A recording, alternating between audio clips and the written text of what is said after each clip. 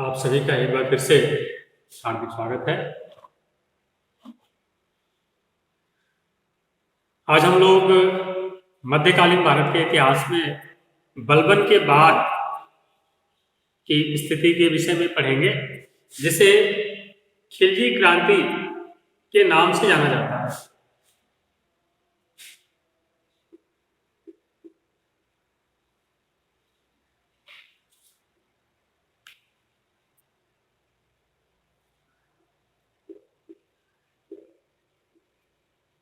खिलजी या खलजी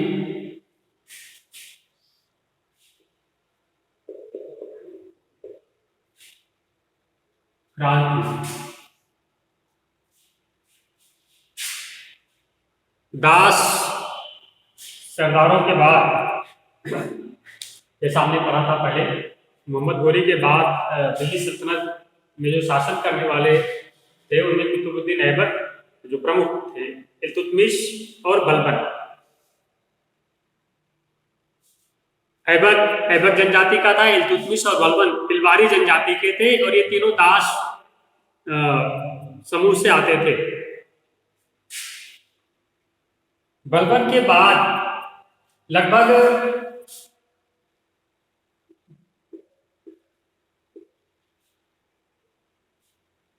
बलबन का जो अंत होता है वो 1287 ईस्वी में होता है और 1287 से लेकर 1290 तक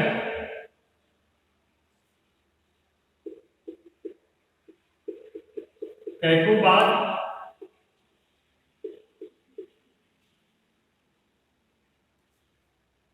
और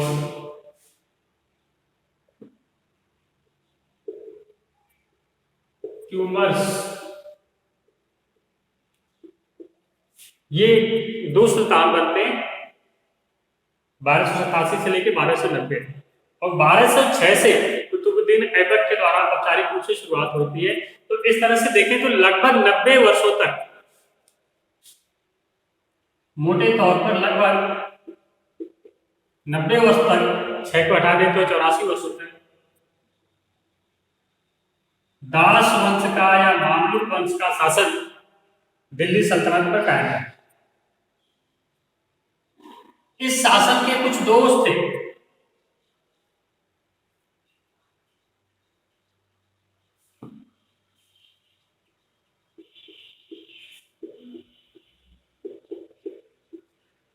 दास वंश द्वारा जो शासन किया गया था उसके अंतर्गत जो प्रमुख पद हुआ करते थे, अमीरों के जो गवर्नर हुआ करते थे, जो इक्ते हुआ करते थे, उनके इक्तेदार, जैसे कालांतर में सूबेदार हुआ करते थे, अलग अलग प्रांतों के जो गवर्नर, उनमें जो प्रमुखता दी जाती थी वो तुर्की दासों को दी जाती थी। एक तरीके से तुर्की दासों के लिए आरक्षित था। इनको योग्यता न होने के बाद भी महत्व दिया जाता था। और जब बलबन आया तो बलबन ने तो जाति को और आनुवंशिकता, इसको अनिवार्य शर्त बना दिया गया बलबन के समय पद पाने के लिए। ये अनिवार्य योग्यताएं थी कि आप किस आनुवंशिक वंश के हैं, आपका वंश कौन सा है और आप किस जाति के हैं, ये महत्व रखता था। हालांकि बलबन के राजत्व का जो सिद्धांत उसने दिया था उसमें न्याय की बात करता है और योग्यता के आधार पर विभिन्न पदों पर नियुक्ति की बात करता है, लेकिन उन नियुक्ति में बलबन जातिगत योग्यता और वंशानुगत योग्यता को विशेष महत्व देता है। जातिगत और वंशानुगत रूप से यदि व्यक्ति सही नहीं है और योग्य होते हुए भी उसे उच्च पदों पर नियुक्त नहीं किया जाता था, तो धीरे धीरे सल्तनत के प्रमुख पदों पर तुर्की कुलीनों का और विशेषकर तुर्की दास कुलीनों का प्रभुत्व बढ़ता गया। और एक तरीके से देखिए तो जो नव स्थापित सल्तनत थी उसके अनुसार ये परंपराएं ठीक नहीं थी, लेकिन चाहे ऐबक हो, इल्तुतमिश जिसने चालीसा का गठन किया, और चाहे बलबन हो, ये सब मूल रूप से दास थे और तुर्की दासों को ही इन्होंने महत्व दिया, उन्हें ही आगे बढ़ने का अवसर दिया। तो इससे उस समय जो दिल्ली सल्तनत के साम्राज्य में रहने वाले और जो दूसरे लोग थे, जो होनहार थे, साहसी थे, योग्य थे, जो आगे बढ़ना चाहते थे, उनके लिए बेहतर करने का, आगे बढ़ने का जो अवसर था वो कम होता गया, समाप्त होता गया। तो उनके मन में एक तरह की असंतुष्टि का भाव पहले से ही व्याप्त था। चलिए हम बात करते हैं खलजी या खिलजी।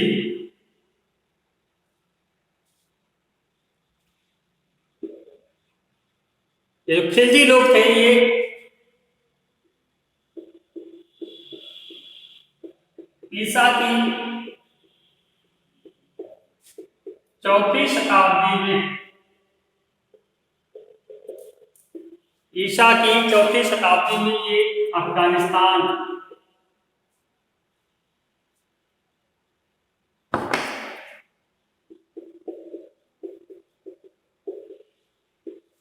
ये ईसा की 4वीं शताब्दी में अफगानिस्तान आए और अफगानिस्तान आकर के इन्होंने जो अफगानी तौर तरीके थे, जीवन शैली, उसको इन्होंने स्वीकार कर लिया, एक्सेप्ट कर लिया अफगानी तौर तरीकों को, जिसके कारण खिलजियों या खलजियों को अफगानी समझा जाने लगा। ये मूल रूप से अफगानी नहीं है, ईसा की 4वीं शताब्दी में ये अफगानिस्तान में आए थे और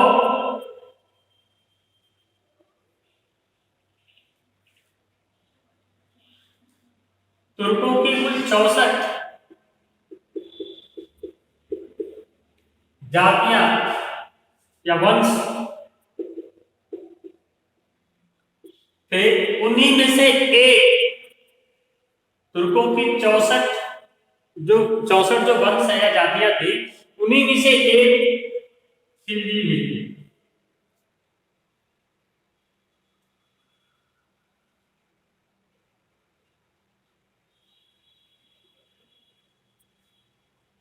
अगर हम पीछे की तरफ जाएं और बात करें मोहम्मद गौरी, खिलजी लोग शुरू से ही सैनिक कार्य करते थे और सेना में भर्ती हो रहे थे। मोहम्मद गौरी जब तराइन के प्रथम युद्ध, तराइन का प्रथम युद्ध जब पृथ्वीराज चौहान के साथ ये लड़ रहा था 1191 में, तब हमने पढ़ा था पहले कि तराइन के प्रथम युद्ध में मोहम्मद गौरी की पराजय हुई थी और यह अपनी जान से जाने वाला था। इसे चोट लग चुकी थी और अपने घोड़े पर, जिस पर यह सवार था, उससे जमीन पर गिरने वाला था। दो तरह के साक्ष्य मिलते हैं, जमीन पर गिरने वाला था, लेकिन उसके जमीन पर गिरने से पहले ही एक खिलजी सैनिक तत्परता दिखाते हुए, फुर्ती दिखाते हुए, जंप लगाकर, उछलकर पीछे की तरफ से उसके घोड़े पर सवार हो जाता है और उसको अपनी हाथों का सहारा देकर के उसे कसकर पकड़ लेता है। किसे? मोहम्मद गौरी को, और उसे युद्ध के क्षेत्र से, मैदान से बाहर ले जाता है सुरक्षित। तो खिलजी सैनिक के कारण ही मोहम्मद गौरी की जान बची थी और दोबारा फिर उसने 1192 के तराइन के युद्ध में पृथ्वीराज चौहान को पराजित किया। तो खिलजियों का प्रमुख उल्लेख हमें मोहम्मद गौरी के संदर्भ में मिलता है तराइन के प्रथम युद्ध में।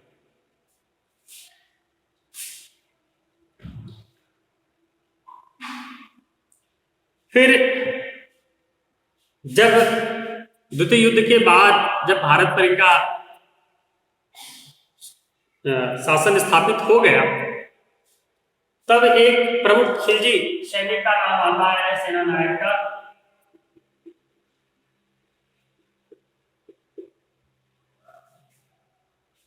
बख्तियार खिलजी, ये वही बख्तियार खिलजी है जो 18 घुड़सवारों के साथ लखनौती पर हमला करके लक्ष्मण सेन को पराजित कर देता है। और ये वही बख्तियार खिलजी है जिसने नालंदा विश्वविद्यालय में आग लगवा दी थी और एक शिक्षण संस्थान जो सैकड़ों वर्षों की विरासत, संस्कृति की, धर्म की, दर्शन की विरासत को अपने में समेटे हुए था, उसको नष्ट कर दिया। ये वही बख्तियार खिलजी है। और सल्तनत की स्थापना के साथ ही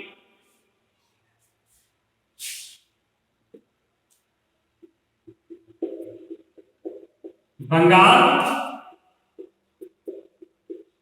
और बिहार, बंगाल और बिहार पर खिलजियों का प्रभुत्व स्थापित हो गया। ये वहां गवर्नर के रूप में रहे, क्योंकि बख्तियार खिलजी ने उसे विजिट किया था तो उसे वहां का गवर्नर बना दिया गया। और इतना ही नहीं, बख्तियार खिलजी को वहां सैनिक कार्रवाइयां करने की और भी छूट प्रदान कर दी गई थी सुल्तान के द्वारा। और इनमें से कई ने तो अपने को समय समय पर, जब भी दिल्ली सल्तनत की स्थिति कमजोर हुई, या तो स्वतंत्र शासक की तरह व्यवहार किए, कर देना बंद कर दिया सल्तनत को, और कईयों ने तो खुद को सुल्तान भी घोषित कर दिया। तो इस तरह से बंगाल और बिहार में खिलजियों का प्रभुत्व ज्यादा था।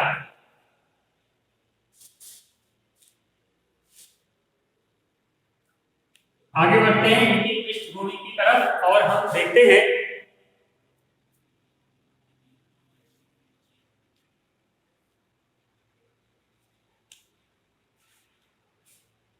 मंगोल आक्रमण से भी खिलजियों का संबंध है।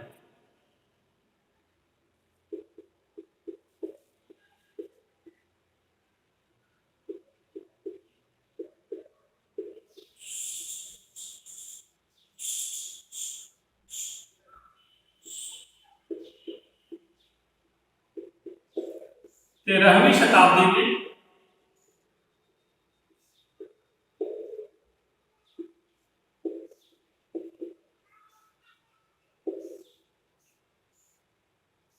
हेलमंद और काबुल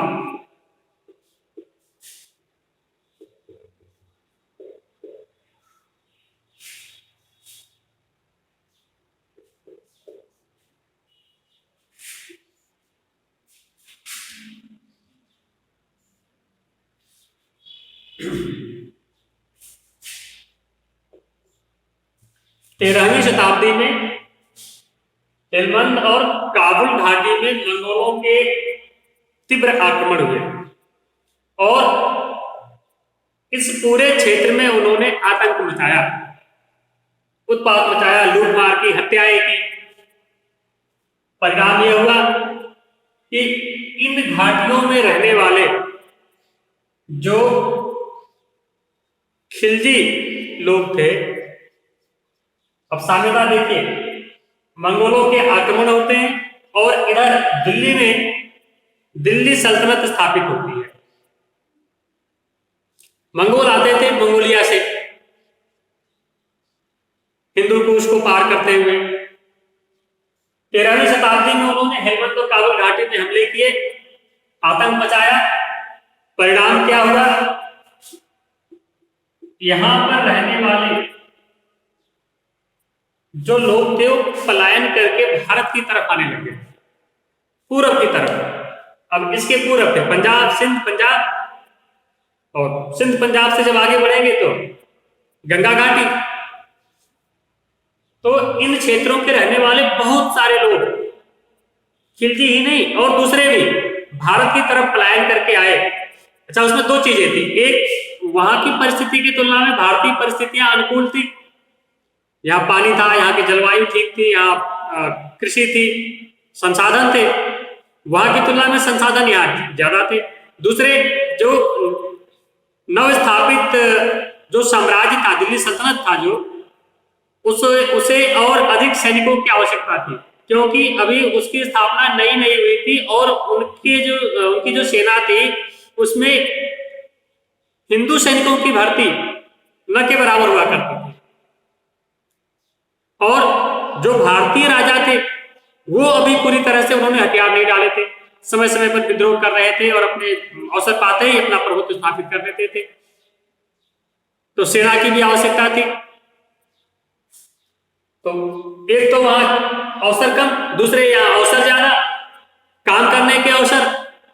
परिणाम हुआ कि अफगान जो क्षेत्र है उधर से लोग भारत की तरफ पलायन करने लग गए और यहाँ आकर के पंजाब पार कर मध्य गंगा घाटी में आ गए और यहाँ आकर के इन्होंने दो तरह का काम करना शुरू किया। एक तो खेतिहर के रूप में भूमि प्राप्त करके खेती करना शुरू कर दिया, कृषक के रूप में अपनी बस्तियां बसाना शुरू कर दिया, अपने गांव बसाने शुरू कर दिए और सैनिक के रूप में कार्य करना, सेवा देना शुरू कर दिया। जो खिलजी थे ये निष्ठावान सैनिक थे। तो इस तरह भारत में खिलजी जाति के लोगों का अफगानिस्तान से प्रव्रजन हुआ, पलायन हुआ और ये यहाँ पर आ गए। अब ये ध्यान रखना है कि भारत आने वाले ये जो खिलजी हैं ये गैर तुर्क थे, इस्लाम धर्म के अनुयायी तो थे लेकिन तुर्क नहीं थे।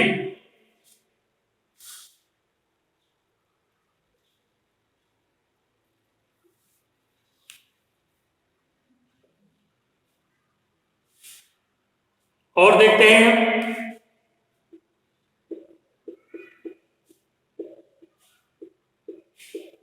मंगोल आक्रमण केवल काबुल घाटी तक सीमित नहीं था, मंगोल सिंध नदी तक आए थे। बहुत सारे मंगोल वहां बस गए जो बाद में सल्तनत के लिए सिरदर्द साबित हुए और यहीं तक नहीं दिल्ली तक। तो मंगोलों का जो आक्रमण था उसे रोकना, जैसे हमने पढ़ा था इल्तुतमिश के समय में कि इल्तुतमिश कितना डर गया था मंगोल आक्रमण से, बलबन के लिए एक समस्या बनी हुई थी, सिरदर्द बना हुआ था मंगोल आक्रमण। और मंगोल आक्रमण से जो छुटकारा है 90 सालों में कोई भी सुल्तान दिल्ली का वो दिला नहीं सका था। विशेषकर दास वंश के जो सुल्तान थे, मामलुक वंश के जो सुल्तान थे, इन्होंने मंगोल आक्रमण से भारत को सुरक्षित नहीं किया। बलबन के समय में मंगोलों के आक्रमण को रोकने के लिए, उसके प्रभाव को कम करने के लिए जिस सेना को नियुक्त किया गया था उसमें खिलजी जाति के सैनिक ज्यादा थे और इनका जो नेता था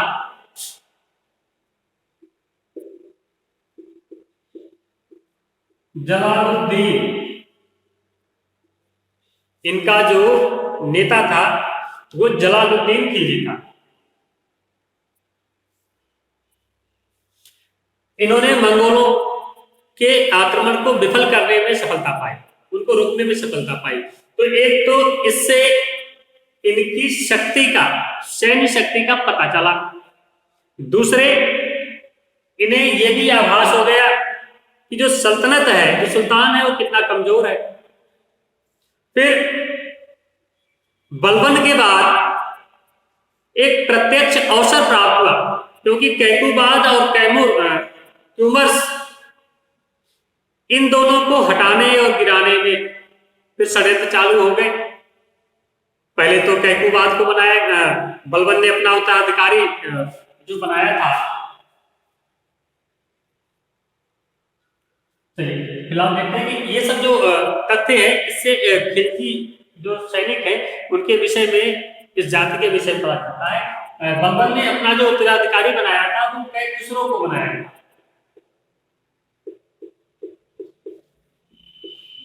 लेकिन बलबन के बाद जो अमीर है उन्होंने कई दूसरों को साइड में कर दिया, उसे हटा दिया और उसके स्थान पर कैकुबाद को सुल्तान बनाया, जो बलबन का लड़का नहीं बल्कि उसके लड़के का लड़का, कैकुसरो का लड़का था कैकुबाद। तो कैकुसरो के स्थान पर कैकुबाद को बनाया। ये पहली बार हुआ है जब पिता के स्थान पर उत्तराधिकार में उसके पुत्र को गद्दी प्रदान की गई हो। और कैकुबाद के बाद फिर लकवाग्रस्त हो गया था कैकुबाद, इसे हटा करके इसके विषय में अभी और देखेंगे इसकी जो परिस्थितियां हैं कैकुबाद की।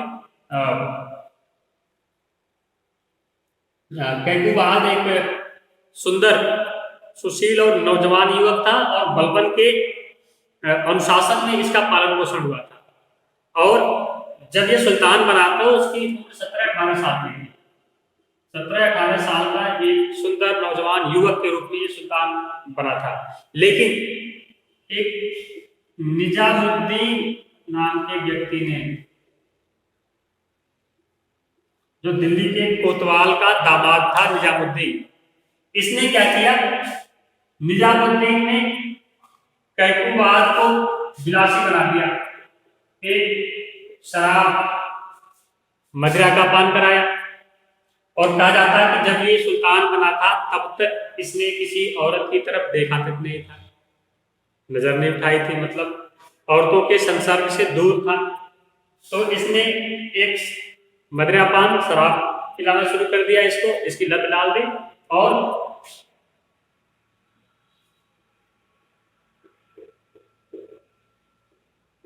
महिलाओं की संगत में ला दिया इसको। ये इन दो चीजों ने इसको पूरी तरीके से बेकार कर दिया, बिगाड़ दिया और वो विलास में आ गया। सॉरी, यहाँ पे थोड़ा सा एक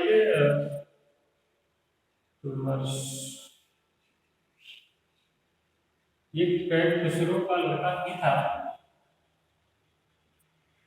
कैकुबाद।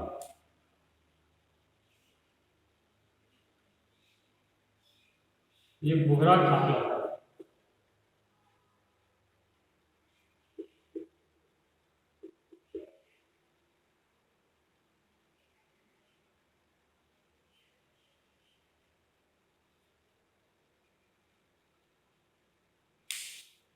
बुगरा खाफिला था।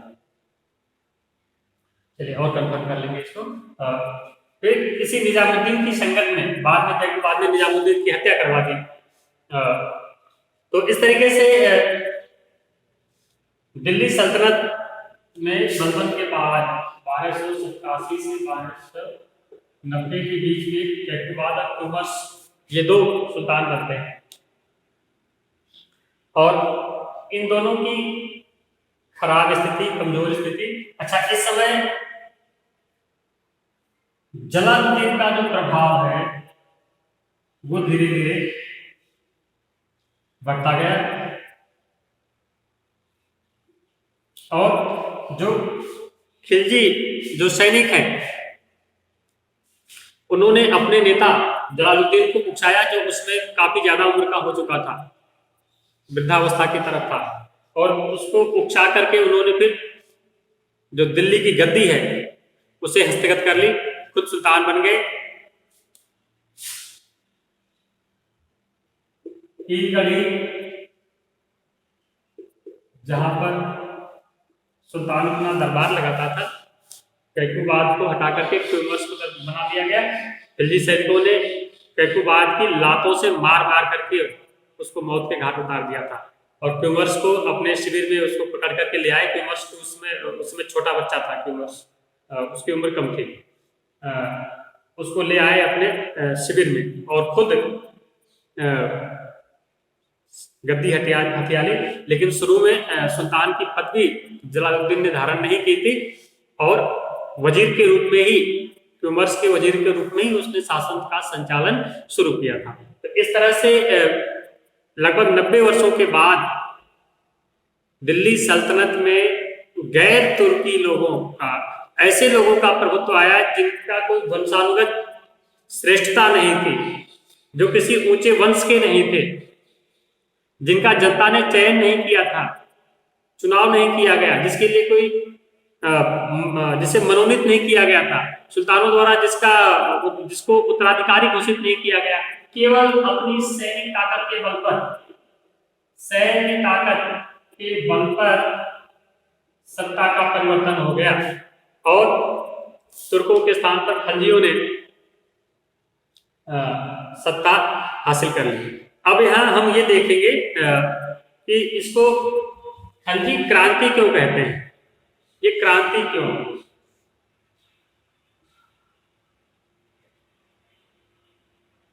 इसको खलजी क्रांति क्यों कहा जाता है? जो तुर्क अधिकारी और सुल्तान थे, इनमें जातिगत श्रेष्ठता और दम्भ था। जातिगत श्रेष्ठता, दम्भ, घमंड हुआ करता था। ये अपने को ऊंचा, श्रेष्ठ मानते थे। इस तरह से सल्तनत में जाति की अवधारणा की शुरुआत हो चुकी थी। जाति का प्रभुत्व स्थापित हो चुका था और जातिगत विभाजन भी हो चुका था, जो सल्तनत के लिए ठीक भी नहीं था। तो जातिगत आधार पर जो तुर्की अमीर थे, तुर्की सैनिक थे, अपने को श्रेष्ठ मानते थे, ऊंचा मानते थे। इसी और हमने देखा कि चाहे कुतुबुद्दीन ऐबक हो, चाहे इल्तुतमिश या बलबन, इन्होंने तुर्की अमीरों को ही महत्व दिया था, ऊंचे पदों पर आसीन किया था। तो ये जो खिलजी युवक थे, जो सेना और किसान के रूप में अपने करियर की शुरुआत करते थे, ये तो इनको काफी गहरा धक्का लगा। योग्य होते हुए भी इनके पास आगे बढ़ने के अवसर नहीं थे। इन्हें छोटे पद दिए जाते थे, ऊंचे पदों पर आसीन नहीं किया जाता था, इनके साथ द्वयम दर्जे का व्यवहार होता था। इनको जो तुर्की अमीर थे वो अपने बराबर का नहीं मानते थे, अपने बराबर बैठाते भी नहीं थे। अपने बगल में बैठाना उन्हें अपना अपमान महसूस होता था। तो इस तरह से ये जो अंतर है, जो भेदभाव हुआ था और इन्हें द्वयम दर्जे का, निचले दर्जे का माना गया। और इसमें खिलजी मुसलमान भी थे, इस्लाम धर्म के जो खिलजी जो सैनिक थे ये थे, और इसके साथ साथ वो लोग भी थे जो हिंदू धर्म से मुसलमान में कन्वर्ट हुए थे, जिन्होंने हिंदू धर्म त्याग कर इस्लाम को एक्सेप्ट कर लिया था। उनके लिए भी अवसर नहीं थे, क्योंकि द्वयम दर्जे का व्यवहार उनके साथ भी होता था। तो इसलिए धीरे धीरे जब खिलजियों ने अपनी ताकत को पहचाना और विशेषकर मंगोलों का विरोध करने के बाद, मंगोलों को पराजित करने के बाद इन्हें लगा कि नहीं, अब हमें इस अवसर को चूकना नहीं चाहिए। फिर परिस्थितियां इनके अनुकूल हो गई। बलबन के बाद जो उसके उत्तराधिकारी थे, उनमें कोई बड़ा साहसी व्यक्ति नहीं था जो उस परिस्थिति को संभाल सके। और जो तुर्की अमीर थे वो आपस में ही संघर्ष में लग गए, उलझ गए आपस में ही। उनमें भी कोई ऐसा श्रेष्ठ नेता या कोई श्रेष्ठ व्यक्ति नहीं बचा हुआ था जो जिसके बारे में सभी इस स्वीकारोक्ति जिसके बारे में हो और उसे सुल्तान बनाया जा सके। दूसरा, दिल्ली सल्तनत का कोई उत्तराधिकार का कोई नियम नहीं था, कोई सिद्धांत नहीं था कि राजा के बाद, सुल्तान के बाद अगला सुल्तान कौन बनेगा। तो उत्तराधिकार के किसी स्पष्ट नियम के न होने के कारण खिलजियों के सामने यह एक बड़ा अवसर था, और यदि वो अवसर से चूक जाते तो उनके लिए नुकसानदायक होता। लेकिन खिलजियों ने इस अवसर को समझा और इसे हाथ से जाने नहीं दिया और इसे एक्सेप्ट कर लिया, इसे स्वीकार कर लिया। तो इस तरीके से इतिहासकारों ने इसे एक क्रांति मानी है कि उच्च वर्ग के कुलीन जो अमीर थे, कुलीन तुर्क थे, उनके विरुद्ध, उनकी तुलना में निम्न कुल के, द्वयम दर्जे के लोगों के द्वारा सत्ता को प्राप्त कर लेना, हथिया लेना, उस पर कब्जा कर लेना, और इसका कारण उनके मन में जो उन अमीरों के प्रति जो विद्वेष था, जो विद्रोह का भाव था, वो भी कहीं न कहीं काम कर रहा था। इसीलिए इसे खिलजी क्रांति के नाम से जाना जाता है इतिहास में। इतिहासकार इसे केवल सत्ता परिवर्तन की दृष्टि से नहीं देखते हैं, बल्कि एक वर्ग से दूसरे वर्ग तक या एक जाति से दूसरी जाति तक सत्ता का जाना। अभी तक इलबारी जनजाति के तुर्कों के हाथों में सत्ता थी। तो इस तरह से ये जो परिवर्तन है, इसको क्रांति के रूप में देखा जाता है और कहा जाता है। और इस क्रांति के परिणाम को देखें तो अब सत्ता के अवसर केवल उच्च कुलीन अमीरों तक सुलभ नहीं थे। चलिए इसके परिणाम की बात करते हैं संक्षेप में। खिलजी क्रांति का परिणाम क्या है? तो एक तो खिलजियों ने राजनीतिक विजय प्राप्त की, साम्राज्य का विस्तार किया। 90 वर्षों के शासन के बाद भी, लगभग 90 वर्षों के शासन के बाद भी दिल्ली सल्तनत की नींव अभी उतनी मजबूत नहीं हुई थी। साम्राज्य विस्तार। अलाउद्दीन ने बाजारवाद लाया, कई सारे सुधार किए। बाजार व्यवस्था जो अलाउद्दीन की थी, तो शासन और प्रशासन के क्षेत्र में बहुत सारे सुधार भी हुए। सेना का पुनर्गठन हुआ,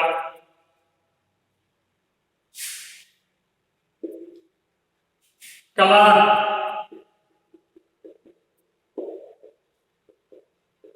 संस्कृति का संरक्षण और विस्तार हुआ।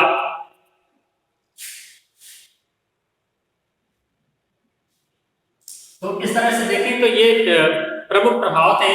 साम्राज्य का विस्तार, प्रशासन में सुधार, कला साहित्य संस्कृति का प्रसार, साम्राज्य क्षेत्र का विस्तार और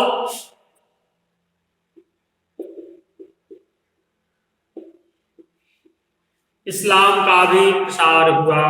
इस्लाम धर्म का प्रचार प्रसार हुआ इस दौरान। और जो भारतीय शासक जो स्वतंत्र रूप में आ गए थे, उनको भी कमजोर करने, दबाने में दिल्ली सल्तनत सफल रही। और भारतीयों के संदर्भ में देखें तो जो भारतीय जनमानस था, हिंदू जनमानस,